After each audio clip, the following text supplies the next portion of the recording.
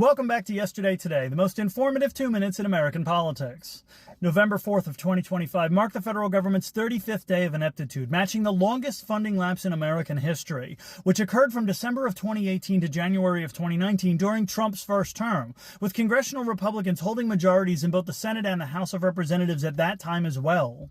The Senate failed for the 14th time by a vote of 54 to 44 to advance House Resolution 5371, with Democratic Senators John Fetterman and Catherine Cortez Masto voting in favor.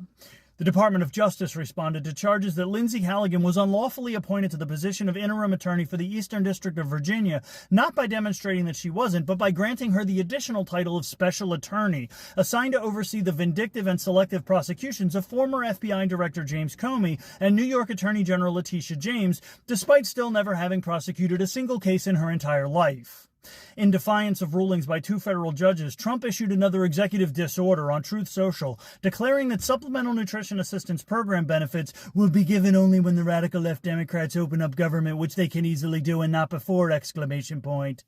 Leading to speculation that he and his fascist right Republicans are weaponizing hunger in the hopes of inciting riots to use as a justification to invoke the Insurrection Act. The cable commentary news channel MSNBC announced that it will be rebranding to MS Now in advance of the spin-off of several of NBC Universal's networks to the new Comcast-controlled company Versant Media Group, which is also set to include CNBC, USA Network, Sci-Fi, Oxygen E, and Rotten Tomatoes. And Vice President Richard Cheney, who served for 8 years under 43rd President George Walker Bush, after having served as the Secretary of Defense under 41st President George Herbert Walker Bush and White House Chief of Staff under 38th President Gerald Ford, died of complications related to pneumonia and vascular disease at the age of 84. Trump is expected to blame Antifa.